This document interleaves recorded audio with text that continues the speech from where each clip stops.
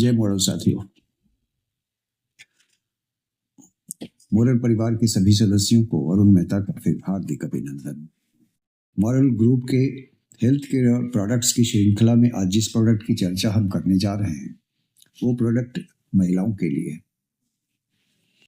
आप में से कई लोग इस प्रोडक्ट को जानते हैं और आप लोगों ने इसका उपयोग किया है या करवाया है। बहुत सारे लोग इस प्रोडक्ट के बारे में अनभिज्ञ हैं, लेकिन ये प्रोडक्ट अपने आप में एक बहुत ही महत्वपूर्ण प्रोडक्ट है, विशेषकर स्त्रियों के लिए। तो चलिए, ये जो प्रोडक्ट है, इस प्रोडक्ट के बारे में काफी लोग जानने के लिए उत्सुक भी हो रहते हैं। तो इस प्रोडक्ट के बारे में हम चर्चा करेंगे। वो प्रोडक्ट दोस्तों, वो प्रोडक्ट है ये। और आप सब जानते हैं कि ये प्रोडक्ट क्या है? परिकल्प। बड़ा प्यारा सा नाम, परिकल्प। परिकल्प जो कायाकल्प कर दे।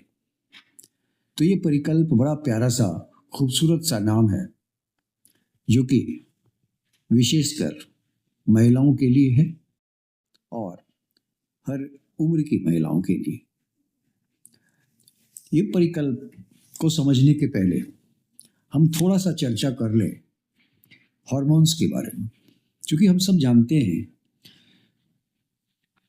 कि पुरुष और स्त्री दोनों के शरीर के अंदर जो एंडोक्राइन सिस्टम्स है या जो हार्मोन्स होते हैं, बहुत तरह के कार्य संपादित करते हैं। और इन हार्मोनों का एक अलग स्तर होता है जिसे नियंत्रित करना भी बहुत ही आवश्यक माना जाता है, ताकि हमारे अंग जिन पर उन हार्मोन्स का प्रभाव होता है वो काफी सुचारू रूप से चलते रहे। जहाँ तक दोस्तों महिलाओं में अगर हार्मोन्स की बात करें तो आप सब जानते हैं कि दो प्रकार के हार्मोन बड़े महत्वपूर्ण हैं महिलाओं में। और महिलाओं के शरीर में जो ये दो तरह के हार्मोन जो सीक्रेट होते हैं, ये खास करके अंडाशय जिसे ओवेरी कहते हैं, तो ओवेरियन के फैट टिश्यू द्वारा ये स्रावित होता है। और ये जो हार्मोन्स है, इनके नाम है एस्ट्रोजन एंड प्रोजेस्टेरोन। तो ये एस्ट्रोजन एंड प्रोजेस्टेरोन बहुत ही महत्वपूर्ण रोल अदा करते हैं महिलाओं के शरीर में, और इनका उत्पादन ओवरी के फैट टिश्यू के द्वारा होता है। अब जो ये एस्ट्रोजन है, ये हार्मोन खास करके आप देखेंगे कि इसके कई बेनिफिट होते हैं, स्पेशली मासिक चक्र जिसे आप मेंस्ट्रुअल साइकिल कहते हैं, उसको नियंत्रित करने में इसका काफी इंपॉर्टेंट रोल है। ये जो आप मेंस्ट्रुअल साइकिल्स देखते हैं, जो कभी नियमित होता है, कभी अनियमित होता है, या उसमें किसी तरह की इरेगुलरिटीज आ जाती है, अनियमितताएं आती हैं, और जिनके कई तरह के लक्षण स्त्रियों को देखने झेलना पड़ता है। तो ये भी जो है एस्ट्रोजन मेंस्ट्रुअल साइकिल यानी कि पीरियड जो साइकिल होती है, मासिक चक्र, उसको नियंत्रित करने में इसका योगदान होता है। और इसके अतिरिक्त एस्ट्रोजन महिलाओं के शरीर में खास करके विशेष अंग जैसे ब्रेस्ट और हिप्स के ग्रोथ के लिए भी काफी महत्वपूर्ण है। तो स्त्रियों के शरीर सौष्ठव के लिए भी एस्ट्रोजन का एक अपना बहुत ही जबरदस्त प्राकृतिक योगदान होता है। अब आते हैं क्या कि ये जो प्रोजेस्टेरोन है, ये दूसरा हार्मोन है। तो दोस्तों, ये जो प्रोजेस्टेरोन है, ये पर्टिकुलरली जो यूटेरस होता है, यानी जो गर्भाशय होता है, उसे मेंटेन करने के लिए बहुत जरूरी है। यानी यूटेरस का अपना रोल है, और गर्भाशय या जिसे यूटेरस कहते हैं, तो उसके कार्यकलापों को नियंत्रित करने के लिए और लीवर को एक अंग के रूप में मेंटेन करने के लिए प्रोजेस्टेरोन हार्मोन जरूरी होता है। इसके अतिरिक्त यानी एस्ट्रोजन और प्रोजेस्टेरोन के अतिरिक्त और भी दूसरी तरह के हार्मोन्स महिलाओं के शरीर में होते हैं, और जैसे कि LH ल्यूटेनाइजिंग हार्मोन होता है, FSH फॉलिकल स्टिमुलेटिंग हार्मोन होता है। ये दोनों हार्मोन भी बड़े महत्वपूर्ण हैं और ये दोनों एक साथ काम करते हैं। और ये जो LH और FSH वर्क करते हैं, एक साथ काम करते हैं, और एक साथ काम करने के कारण क्या होता है, इनका प्रभाव की खास करके रिप्रोडक्टिव सिस्टम पर इनका बहुत अच्छा प्रभाव पाया जाता है। और देखा ही नहीं गया, बल्कि आप देखेंगे कि सेक्सुअल डेवलपमेंट के लिए भी ये LH और FSH बहुत महत्वपूर्ण है। और इन दोनों हार्मोन्स का, LH और FSH हार्मोन्स जो होते हैं, उनके अस्तित्व स्तर को, लेवल को नियंत्रित करने के लिए जो प्रोडक्ट की हम चर्चा करेंगे, ये भी काफी गजब का योगदान इसका है, और जिसके कारण रिप्रोडक्टिव प्रोसेस के सुचारूपन में कोई ढीलापन नहीं आता है। इसके अतिरिक्त आप देखेंगे कि कुछ और भी हार्मोन्स होते हैं, जैसे प्रोलैक्टिन होता है, ऑक्सीटोसिन होता है। ये जो हार्मोन्स हैं, पर्टिकुलरली महिलाओं के मिल्क सिक्रेशन, जो ब्रेस्ट फीडिंग में काम आता है, दूध के सिक्रेशन के लिए इनका रोल देखा जाता है। चलिए आते हैं कि मैंने हार्मोन्स के बारे में संक्षिप्त में बात किया कि भाई एस्ट्रोजन है, प्रोजेस्टेरोन है, LH है, FSH है, ये सभी हार्मोन्स हैं, प्रोलैक्टिन है। लेकिन अब चलते हैं कि हार्मोन्स का तो अपना नो डाउट बहुत इम्पोर्टेंट रोल है। अगर हार्मोन्स असंतुलन हो जाए तो बहुत सारी तरह की समस्याएं, खास करके पीरियड संबंधी समस्याएं, इनफर्टिलिटी की समस्याएं विकसित हो जाती हैं। चलिए इसके बाद अब हम इनफर्टिलिटी की बात करेंगे। इनफर्टिलिटी जिसके कहते हैं कि जब महिलाएं प्रेग्नेंट नहीं हो पाती हैं, कंसीव नहीं कर पाती हैं किसी वजह से, तो उसकी कुछ विशेष वजहें होती हैं। हो सकता है कि अगर पुरुष के अंदर किसी तरह का दोष हो, चाहे ऑलिगोस्पर्मिया हो, स्पर्म की कमी हो, स्पर्म के मूवमेंट में कमी हो, या कोई और तरह की फिजिकल इंटरनल प्रॉब्लम्स भी हो सकती। लेकिन जहाँ तक हम महिलाओं की बात कर रहे हैं, तो इनफर्टिलिटी बेसिकली होता क्या है? देखिए, इनफर्टिलिटी का मतलब है कि जब पुरुष और स्त्री, हस्बैंड और वाइफ, जब आपस में संसर्ग शारीरिक करते हैं और अनप्रोटेक्टेड, बिना किसी गर्भ निरोधक का इस्तेमाल किए, और 6 महीने या साल भर तक प्रेगनेंसी नहीं रह पाती है, कंसीव नहीं कर पा रही हैं, तो इसे एक तरह से इनफर्टिलिटी कहा जाता है। तो ये जो है इनफर्टिलिटी इस तरह से माना जाता है। कई बार ऐसा होता है कि 35 एज में, यानी 35 साल की महिलाएं हो जाती हैं और तब तक भी प्रेगनेंसी नहीं रह पाती है, और प्रेगनेंसी नहीं रहना इनफर्टिलिटी माना जाता है। तो ये जो होता है कि इनफर्टिलिटी, अब इस इनफर्टिलिटी के कई कारण हैं। चूंकि हम यहाँ महिलाओं के रिप्रोडक्टिव सिस्टम और उससे संबंधित समस्याओं, इश्यूज के बारे में बात कर रहे हैं, जिसके कारण इनफर्टिलिटी फीमेल में हो सकती है। और हम संक्षिप्त में जब बात करेंगे तो हम बताएंगे कि कुछ कारण ऐसे होते हैं, और खास करके जो चिकित्सक हैं हमारे क्वालिफाइड प्रैक्टिशनर्स, वो सारी चीज़ें, इन सब चीज़ों को बहुत ही गहन समझ उनके पास होती है। जहाँ तक इनफर्टिलिटी की कुछ समस्याएं हैं, एक समस्या जिसे हम सब लोग जानते हैं, और वो है एंडोमेट्रियोसिस कहते हैं। अब ये जो एंडोमेट्रियोसिस होता है, ये जो इशू आती है, ये यूटेरस से रिलेटेड है, और ये भी हार्मोन असंतुलन के कारण होता है। एंडोमेट्रियोसिस में क्या होता है कि आप देखेंगे कि दूसरा कारण आप देखेंगे एक PCOS होता है, पॉलीसिस्टिक ओवेरियन सिंड्रोम नामक कंडीशन भी जिम्मेदार होता है इनफर्टिलिटीज के लिए। पुअर न्यूट्रिशन भी हो सकता है, यानी जब महिलाएं संतुलित भोजन या विटामिन्स, मिनरल्स या एंटीऑक्सीडेंट्स, यानी कि हेल्दी फूड समुचित मात्रा में जब वो नहीं लेती हैं, आयरन, कैल्शियम, तो पुअर न्यूट्रिशन के कारण भी इनफर्टिलिटी हो सकती है। कभी कभी ये होता है कि उनके सारे सिस्टम रिप्रोडक्टिव सही काम कर रहे हैं, लेकिन वो बहुत कमज़ोर हैं और उनका शरीर अंदर से काफ़ी वीक है, क्योंकि उनका भोज्य आहार सही नहीं होता है, उनको सही ढंग से आयरन, कैल्शियम या अन्य विटामिन्स, मिनरल्स या एंटीऑक्सीडेंट की जो मात्रा मिलनी चाहिए वो नहीं लेती। तो ये पुअर न्यूट्रिशन भी एक कारण हो सकता है इनफर्टिलिटी का।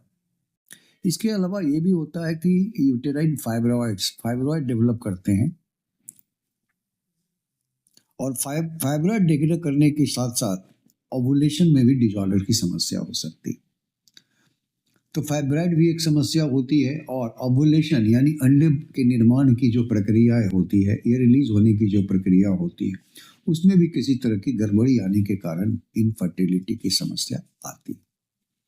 सर्वाइकल म्यूकस का भी इशू हो सकता है, यानी वजाइना और यूटेरस के बीच में जो सर्विक्स पोर्शन है, वहाँ जो म्यूकस है वो कितना बहुत ज़्यादा कभी कभी विस्कस हो जाता है। हालांकि ये इशू बहुत कम आता है, बहुत कम मिलता है, लेकिन म्यूकस के गाढ़ापन के कारण स्पर्म जो है उसमें फंस के रह जाते हैं और वो आगे मूव नहीं कर पाते, और इस कारण से ओवा यानी एग और स्पर्म का निषेचन नहीं हो पाता है। तो ये भी चांसेस है कि ये भी एक इनफर्टिलिटी के कारण सब हो सकती है। एक और कारण है वो है फैलोपियन ट्यूब में ब्लॉकेज। फैलोपियन ट्यूब हम सब जानते हैं कि ओवरी से लेके यूटेरस तक को कनेक्ट करने के लिए जो फैलोपियन ट्यूब है उसमें अगर ब्लॉकेज आ जाती है तो अंडे और स्पर्म यानी शुक्राणु आपस में नहीं मिल पाते हैं, और फर्टिलाइजेशन यानी निषेचन की प्रक्रिया संपन्न नहीं हो पाती। ये भी एक कारण हो सकता है कि इनफर्टिलिटी हो। इसके अतिरिक्त और क्या क्या कारण, बहुत सारे कारण हो सकते हैं। एक देखेंगे ड्यूबे, डिस्फंक्शनल यूटेराइन ब्लीडिंग भी समस्या हो सकती है, जिसमें क्या होता है कि दो पीरियड के बीच में देखेंगे भी ब्लीडिंग हो सकती है। फैलोपियन ट्यूब ब्लॉकेज जो होती है, ये जो फैलोपियन ट्यूब में जो ब्लॉकेज आ जाती है या इन्फेक्शन के कारण भी हो सकता है, और या तो एंडोमेट्रियोसिस जो मैंने पहले कहा कि जिसमें यूटेरस के चारों बगल की जो दीवारें हैं ओवर ग्रोथ हो जाता है, जरूरत से अधिक ग्रोथ हो जाता है, और वो एंडोमेट्रोसिस एक समस्या हो सकती है। सेक्सुअल ट्रांसमिटेड डिजीज यानी किसी पार्टनर को कोई बीमारी है तो उससे आपस में वो संक्रमित दूसरा पार्टनर हो जाता है, वो भी हो सकती है। और तीसरा पेल्विक इन्फेक्शंस हो सकता है, यानी महिलाओं के जो पेल्विक पोर्शन में जो रिप्रोडक्टिव ऑर्गन्स हैं उसमें भी कोई इन्फेक्शन हो सकता है, चाहे वो क्लैमाइडिया के द्वारा हो या माइकोप्लाज्मा के कारण हो या किसी और चीज के कारण भी हो सकता है। दूसरा है कि एज भी एक फैक्टर होती है। कभी कभी एज जब ज़्यादा उनका हो जाता है तो उस एज में भी देखा गया है कि थोड़ी कंसीव करने में परेशानी होती है। मोटापा भी एक कारण होता है, यानी ओबेसिटी। जब बहुत ओवरवेट हो जाते हैं, तो ऐसा नहीं कि सभी महिलाओं में, लेकिन ऐसा देखा गया है कि ओबेसिटी भी एक कारण हो सकता है कि वो कंसीव महिला नहीं कर पा रही हो और वो इनफर्टिलिटी की समस्या आ सकती है। एक और बहुत बड़ा कारण है और वो है स्ट्रेस। हम सब स्ट्रेस से पीड़ित रहते हैं, लेकिन जब जो महिलाएं ज़्यादा स्ट्रेस से पीड़ित रहती हैं, उनके शरीर के अंदर भी दूसरे तरह के प्रभाव पड़ते हैं और कुछ हार्मोन्स के असर ज़्यादा हो जाते हैं। जैसे कि स्ट्रेस जब ज़्यादा होता है तो कॉर्टिसोल की लेवल स्तर काफ़ी बढ़ जाती है। तो लाइफ स्टाइल भी इसका मतलब एक कारण हो सकता है कि जिसके कारण इनफर्टिलिटी होगी। डायबिटीज अगर किसी महिला को है, शुगर की बीमारी है या किडनी की कोई तरह की इश्यूज है, किडनी रिलेटेड कोई प्रॉब्लम्स हैं, तो ये भी एक कारण हो सकता है कि वो गर्भधारण नहीं कर पा रही है। अब इतने सारे जो आपने कॉज देखें, इन कॉज में से कोई भी कॉज हो सकता है, और इन सब कॉज के बारे में आपके चिकित्सक अच्छी तरह से जानती हैं, और वो इसका गहन अध्ययन कर चुकी होती हैं। उन्हें पता होता है कि इसमें से कौन सा कारण है। तो दोस्तों, अब आते हैं कि ये जो मैंने कई कारण बताए, ये कारण संक्षिप्त में बहुत ज़्यादा जानने की जरूरत नहीं है, लेकिन हम समझ लें कि ये क्या है। जैसे मैंने एक कारण बताया कि ये हो सकता है एंडोमेट्रियोसिस। अब एंडोमेट्रियोसिस में मैंने बताया कि क्या होता है कि गर्भाशय के चारों ओर कुछ इस तरह के अनावश्यक ग्रोथ निकल आते हैं, ठीक है ना, ओवर ग्रोथ जिसे कह सकते हैं, और जिसके कारण वो दीवार उनकी काफ़ी मोटी भी हो जाती है। तो ये एंडोमेट्रियोसिस के कारण यूटेरस यानी गर्भाशय की दीवार मोटी हो जाती है और उनके चारों बगल ओवर ग्रोथ यानी कि बेतहाशा बाहर की वृद्धि भी नजर आने लगती है। मतलब दीवारें चिकनी सपाट नहीं रह के आसपास में खुरदुरी और ग्रोथ वाली नजर आती है। अभी जो एंडोमेट्रियोसिस होती है, तो अगर किसी कोई एंडोमेट्रियोसिस की समस्या से पीड़ित हैं तो उसमें क्या होता है कि 2-2 पीरियड के बीच में ब्लीडिंग होती है, कि एक लक्षण होता है, इससे भी समझ में आ जाता है। स्टमक यानी कि पेट संबंधी समस्याएं भी होने लगती हैं और साथ में इनफर्टिलिटी भी होती है। तो ये जो समस्या है एंडोमेट्रियोसिस के कारण हो सकता है।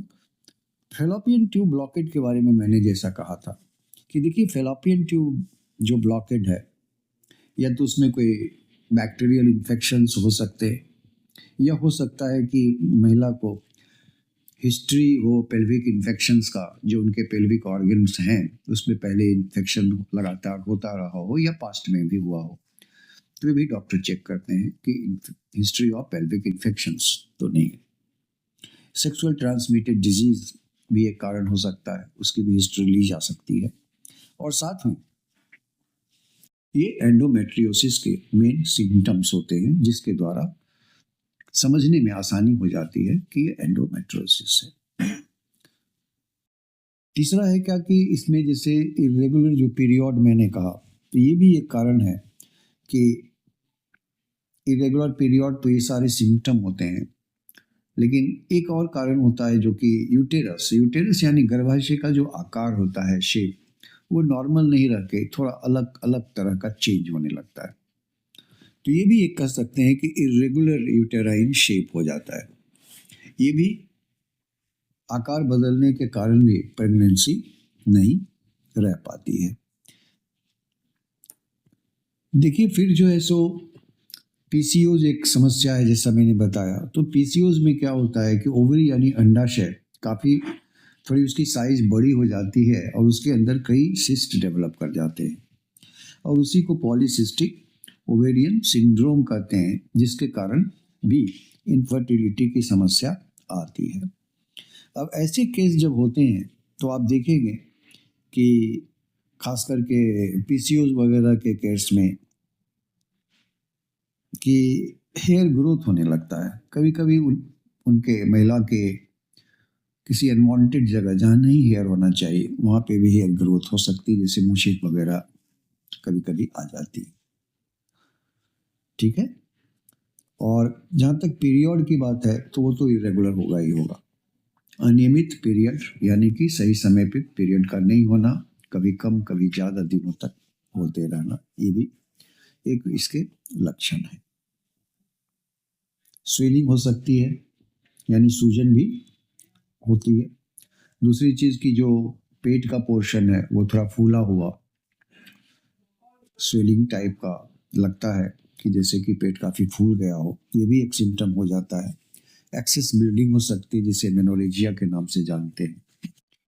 और इसके अलावा एक्सेस जो है सो सिक्रीशन भी होता है, यानी योनि मार्ग से डिस्चार्ज भी होता है, थोड़ी अधिक मात्रा में होने लगती है।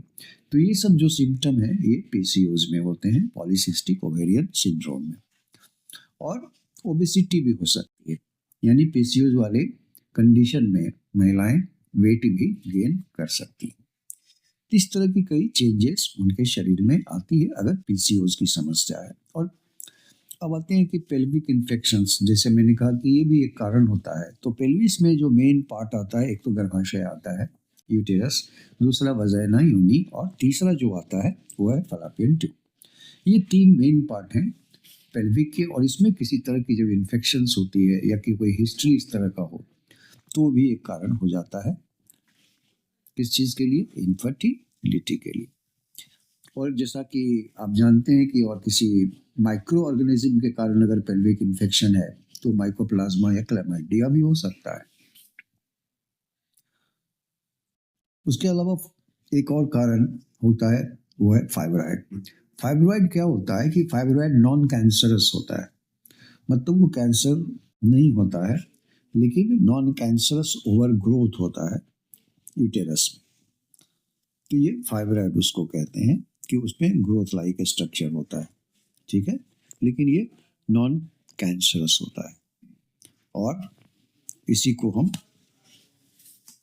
फाइब्रॉइड कहते हैं। तो फाइब्रॉइड जब होती है तो उसे ये नहीं समझना है कि ये कैंसर है। सर्वाइकल म्यूकस के बारे में हमने बताया ही कि ऐसा हो सकता है, हालांकि ऐसे केस कम होते हैं कि म्यूकस इतना गाढ़ा हो जाता है कि स्पर्म उसी में ठीक से मूव होके अंदर ओवा तक नहीं पहुंच पाते हैं। तो ये भी एक समस्या हो सकती है। डीयूवी मैंने कहा डिस्फंक्शनल यूटेराइन ब्लीडिंग, जो कि 2 पीरियड के बीच में भी होता है और इसमें भी ब्लीडिंग काफ़ी होती है। और ब्लीडिंग में क्या होता है कि जैसे पीरियड के बीच में तो ब्लीडिंग हुआ ही, स्पॉटिंग भी होता है, ठीक है। कभी कभी आपस में शारीरिक संबंध बनाने के बाद भी बड़ा पेनफुल होता है और उसके बाद भी ब्लीडिंग होती है। तो ये डिस्फंक्शनल यूटेराइन ब्लीडिंग के कंडीशन में ज़्यादातर देखा जाता है, ठीक है। और एक और चीज़ है कि डिस्फंक्शनल यूटेराइन ब्लीडिंग में जो 2 साइकिल्स होते हैं, जो 2 पीरियड है, तो उस पीरियड के बीच की जो टाइमिंग है वो या तो बहुत लंबी हो सकती है या बहुत शॉर्ट भी, कम भी हो सकती है। यानी कभी कभी 2-2 महीने 3-3 महीने लंबी चले जाते हैं और कभी कभी मालूम पड़ा 10 या 15 दिन के अंदर ही ऐसा हो जाता है। तो हो सकता है कि डिस्फंक्शनल यूटेराइन ब्लीडिंग की इश्यू हो। तो इस तरह से कई तरह के कंडीशन है जो कि इनफर्टिलिटी के कारण हो सकते हैं, ठीक है। उसके बाद जो डब के केस में, डिस्फंक्शनल यूटेराइन ब्लीडिंग के केस में एक और चीज होता है कि एस्ट्रोजन जो हार्मोन था उसकी लेवल बढ़ जाती है और प्रोजेस्टेरोन लेवल की कम होने लगती है। यानी एक का स्तर बढ़ जाता है एस्ट्रोजन का और दूसरे का स्तर घट जाता है। ये भी देखा जाता है और ये भी नॉर्मली पाया जाता है। इसके अलावा जैसे कि आप देखेंगे कि मेल न्यूट्रिशन, यानी बहुत सारे मेनोपॉज की अवस्था में भी, क्योंकि जब मेनोपॉज तो खैर पीरियड बंद होने के बाद प्रेगनेंसी रहने की संभावना बिल्कुल भी नहीं होती है। एक और कारण होता है एक्सेस ब्लीडिंग, यानी कि बहुत ज़्यादा ब्लीडिंग होता है जिसे मेनोरेजिया के नाम से जानते हैं। तो मेनोरेजिया जो होता है ये फाइब्रॉइड डेवलप करने के कारण भी हो सकता है, पॉलिप्स डेवलप करने के कारण भी हो सकता है, या एडेनोमाइकोसिस के कारण भी हो सकता है।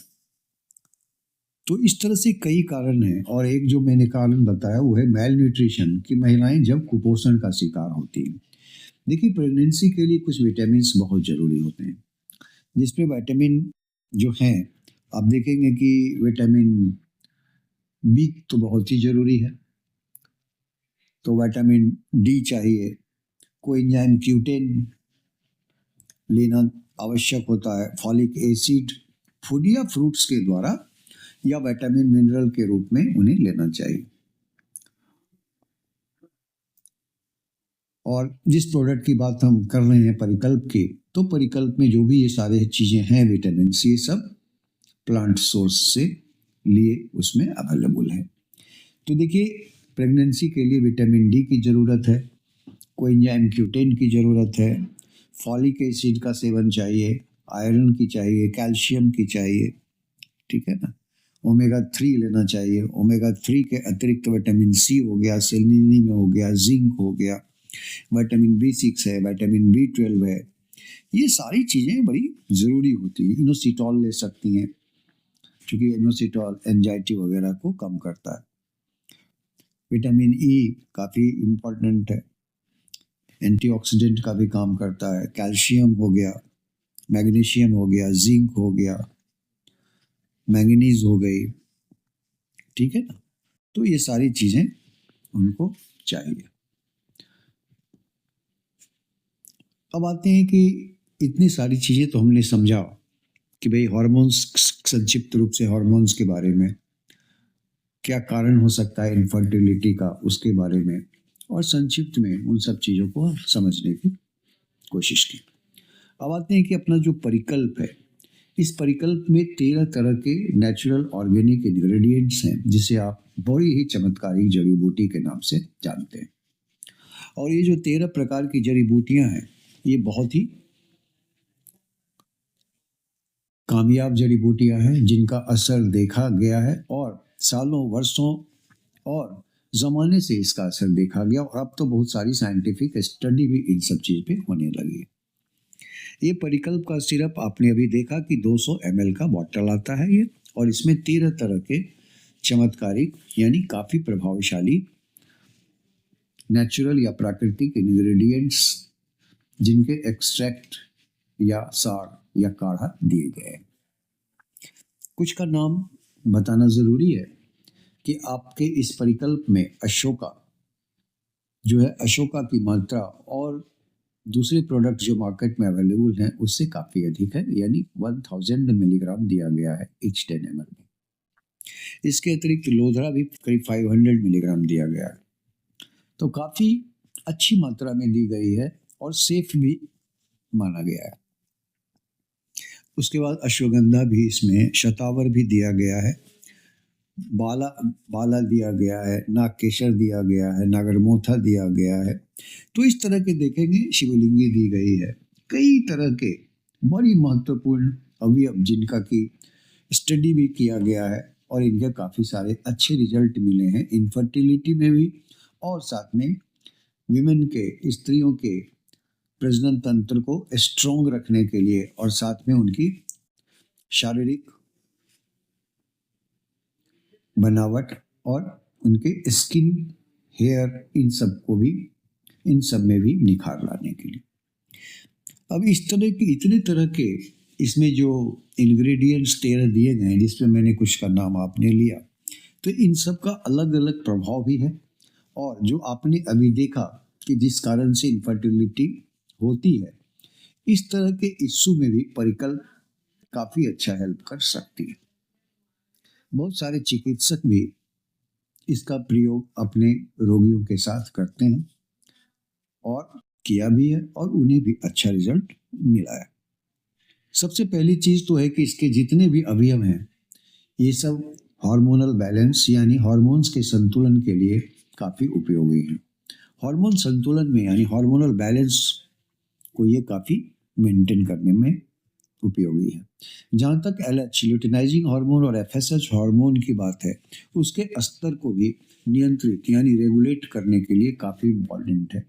और आप देखेंगे कि कई तरह की समस्याएं जो होती है, जो कोई इनफर्टिलिटी का कारण बनती है, तो उन समस्याओं के निदान करने के लिए भी ये हार्मोन या ओवुलेशन का प्रोसेस हो, तो उसमें भी ये काफ़ी मददगार है।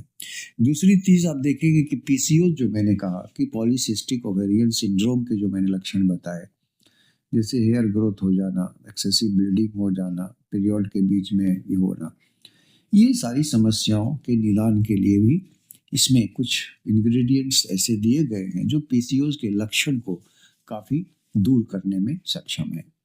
ओवुलेशन डिसऑर्डर्स जो होता है, तो उसे भी दूर करके ओवुलेशन यानी अंड बनने की प्रक्रिया या अंडे के ओवा के रिलीज होने की प्रक्रिया को भी ये स्टिमुलेट करने में परिकल्प सिरप काफ़ी उपयोगी माना जाता है। तो एक तरह से आप कह सकते हैं कि निश्चित तौर पे कि इसके अगर नियमित प्रयोग किया जाए तो ओवुलेशन के प्रोसेस में भी इम्प्रूवमेंट आती है। इसके अतिरिक्त एग फॉर्मेशन यानी ओवा के निर्माण में भी परिकल्प के काफ़ी कुछ सारे अवयव काफ़ी इम्पॉर्टेंट है, जिसमें कुछ का नाम जैसे नागकेसर, शिवलिंगी, ये सब एग के यानी ओवा के फॉर्मेशन निर्माण में बहुत आवश्यक है। और साथ में फैलापियन ट्यूब का अगर ब्लॉकेड है तो उस केस में भी ये काफ़ी हेल्पफुल साबित हो सकते हैं। तो इसमें इतने सारे प्रोडक्ट्स का आपने देखा कि सम्मिश्रण है। इसके अतिरिक्त इसमें कुछ अवयव ऐसे भी हैं जो देखेंगे कि खास करके यूटेरस को स्टिमुलेट करते हैं, यानी कि गर्भाशय को स्टिमुलेट करने का भी मादा रखते हैं, जिससे प्रक्रिया आगे सही हो सके। इसके अलावा ये ओवुलेशन यानी अंड बनने की प्रक्रिया या एग के बनने की प्रक्रिया या उसे रिलीज होने की प्रक्रिया में भी ये काफ़ी इम्पोर्टेंट रोल अदा करते हैं। यानी एक तरह से ओवेरियन टिश्यू जो होता है, ओवरी में जिस सेल्स का बना हुआ होता है, उसको ये स्टिमुलेट करते हैं। इसके अलावा देखेंगे कि यूटेरस को यानी गर्भाशय की दीवार को या गर्भाशय को स्ट्रेंथन स्ट्रॉन्ग करने के लिए भी परिकल्प में जितने अवयव हैं और खास करके लोधरा, अशोका, ये सब इतनी समुचित मात्रा में है कि गर्भाशय यानी यूटेरस का दीवार भी काफी मजबूत होगा, जिससे निषेचन की प्रक्रिया के बाद भ्रूण का विकास और शिशु का विकास बहुत ही आसानी से बिना किसी बाधा के हो सके और गर्भाशय उसका लोड भी संभाल सके। क्रैम्प्स बड़ा कॉमन होता है मेंस्ट्रुएशन या मासिक के दौरान, पीरियड के दौरान, तो क्रैम्प्स को भी कम करना या क्रैम्प्स को दूर करने के लिए भी काफ़ी इम्पोर्टेंट है।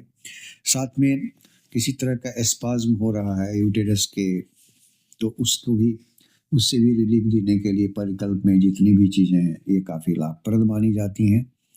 तो क्रैम्प के साथ साथ पेन अगर किसी तरह का है, बैक पेन में भी काफ़ी मौजूद, चूँकि स्त्रियों को बैक पेन की समस्या बहुत ही ज़्यादा होती है, तो देखेंगे कि ये बैक पेन के भी केस में काफ़ी महत्वपूर्ण रोल अदा करता है। तो दूसरी चीज़ की कई डिस्मेनोरिया का केस होता है जिसमें पेनफुल मेंस्ट्रुएशन होती है, यानी पीरियड के दौरान भी दर्द होता है, तो उस दर्द को दूर करने में भी परिकल्प काफ़ी लाभप्रद है। इसके अलावा रिप्रोडक्टिव सिस्टम को यानी प्रजनन तंत्र जो है, जिसमें कि ओवरी, अंडाशय है, फैलोपियन ट्यूब है, यूटेरस, गर्भाशय है, सर्विक्स है, योनि है, ये सारे सिस्टम को एक स्ट्रेंथ यानी मजबूती प्रदान करते हैं।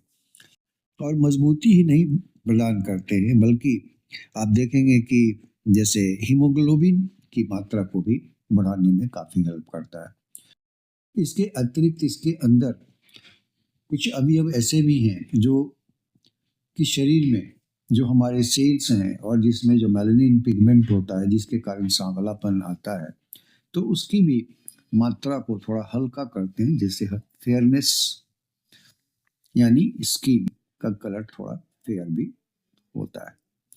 तो इतनी सारी, और साथ में एंटी एजिंग प्रॉपर्टी भी है। इसमें कई अवयव हैं जिनके एंटीऑक्सीडेंट इफेक्ट हैं और एंटी एजिंग प्रॉपर्टी है, जिसके कारण जैसे ब्लैक स्पॉट है या झुर्रियाँ पड़ती हैं या रिंकल्स होती हैं या स्किन डल हो जाती है या स्किन में वीकनेस आ जाती है, मसल वीक पड़ जाते हैं, इन सब चीज़ों से निदान दिलाने के लिए भी परिकल्प में ऐसे अवयव मौजूद हैं जिनके कारण महिलाओं के स्किन में एक सॉफ्टनेस और एक ताजगी आएगी। साथ में उनके हेयर्स में भी काफ़ी अच्छे ग्रोथ हो सकते हैं, यानी उनके स्किन हेल्थ के लिए, हेयर हेल्थ के लिए और साथ में ओवरऑल रिप्रोडक्टिव हेल्थ के लिए परिकल्प बहुत ही उपयोगी है। वेट को भी कम कराने में इसमें कई अवयव ऐसे हैं कि अगर महिलाएं अपने डाइट का भी थोड़ा ध्यान रखें और साथ में परिकल्प का सेवन करें तो वेट भी उनकी कम हो सकती है और वेट कम होगी और आपको फायदा मिलेगा। प्रेगनेंसी के बाद जो बॉडी में थोड़ी शेप डिफरेंट हो जाती है, बदल जाती है, तो उस केस में उसके बाद अगर परिकल्प का सेवन किया जाए तो उनका शेप फिर से ओरिजिनल जो था उस रूप में वापस लाने में भी ये हेल्पफुल है, विशेषकर लोधरा। तो इस तरह से देखेंगे कि ये स्किन कॉम्प्लेक्शन के साथ साथ हेयर हेल्थ के लिए और साथ में रिप्रोडक्टिव सिस्टम के जितने भी ऑर्गेन हैं उन सब के लिए के हेल्थ के लिए, स्वास्थ्य के लिए, उनके समुचित क्रियाकलाप के लिए ये काफ़ी इम्पॉर्टेंट है। और इसके अतिरिक्त अगर कोई भी समस्या नहीं है तो इस केस में भी जैसे बैक पेन हो गया जो बड़ा कॉमन होता है, या उनके स्किन के इशू होते हैं या हेयर के इशू होते हैं, ठीक है, या एंटी एजिंग इफेक्ट लाना चाहती हैं, तो इसके लिए भी परिकल्प का उपयोग आप बहुत ही सेफली कर सकते हैं। डाइजेशन भी ये सही रहेगा। डाइजेस्टिव सिस्टम अगर सही वर्क करता है, अगर पाचन सही रहती है महिलाओं की, तो उससे भी उनका ओवरऑल हेल्थ काफ़ी अच्छा हो जाता है। पाइल्स की शिकायत भी नहीं होती है। इसके अलावा इसलिए वर्म भी नहीं, पेट में कीड़े भी नहीं होंगे, तो इसमें कई अवयव ऐसे हैं जिनसे डाइजेशन की समस्या भी काफ़ी अच्छी हो जाती है। माने बावेल मूवमेंट, कब्जियत, ये सब चीज़ें न के बराबर होगी। तो इतने सारे आपने देखा कि मौजूद हैं गुण परिकल्प में। तो आप परिकल्प कोई भी आदमी यूज कर सकता है, यानी जो जिन महिलाओं को या जिन टीनेजर हैं, टीनेजर से लेके इवन मेनोपॉज की स्थिति में आने वाली महिलाएं भी इसको बहुत यूज कर सकती हैं। ओवरऑल इसके इस्तेमाल से ओवरऑल रिप्रोडक्टिव हेल्थ और शारीरिक सुंदरता और हेल्थ भी अच्छी होगी। और अगर इनफर्टिलिटी की समस्याएं हैं जो किसी भी कारण से हो सकता है, तो इसका प्रयोग आप करें, आपको लाभ मिलेगा। और इसे वैसे लेने का डोज तो है 10 ml 24 घंटे में 2 बार, सुबह और शाम ले सकते हैं, या चिकित्सक के आदेशानुसार उनके अनुसार इसको ले। आपके चिकित्सक बेहतर जानते हैं कि किस कारण से इनफर्टिलिटी या कोई और रिप्रोडक्टिव इश्यू है, लेकिन ये एक बहुत ही गजब का न्यूट्रिशनल सप्लीमेंट है जो कि डॉक्टर भी प्रिस्क्राइब करते हैं, और यूटेरस के लिए तो ज़बरदस्त टॉनिक है, और आपके ओवरऑल हेल्थ के लिए भी बहुत ही सेफ टॉनिक है। इसमें कोई साइड इफेक्ट नहीं है। बहुत से महिलाओं ने इसका उपयोग किया है और काफ़ी अच्छा रिजल्ट मिला है। कई बार ऐसा भी हुआ है कि उन्हें कंसीव होने में भी काफ़ी मदद मिली है और प्रेगनेंसी सफलतापूर्वक हो गई है। तो दोस्तों, ये था परिकल्प सिरप। और ये जो परिकल्प सिरप आप देख रहे हैं ना, ये बड़ा ही प्यारा सा पैकिंग है। इसमें 200 ml की पैक है, और ये जो आपने देखा 200 ml की पैक है, इसमें मेजरमेंट भी दिया गया है। जो 10 ml का ये आपका मेजरमेंट है, इसकी सहायता से आप पी सकते हैं। और नॉर्मल तौर पर इस तरह के जो टॉनिक्स हैं, खास करके जो महिलाओं के लिए, उनका टेस्ट ठीक नहीं होता है। दोस्तों, इसका टेस्ट बहुत ही अच्छा है, क्योंकि महिलाओं के लिए टेस्ट बड़ा मायने रखता है। ये केवड़ा फ्लेवर में है, बड़ा ही खुशबू वाला फ्लेवर है। आप बड़ी आसानी से इसे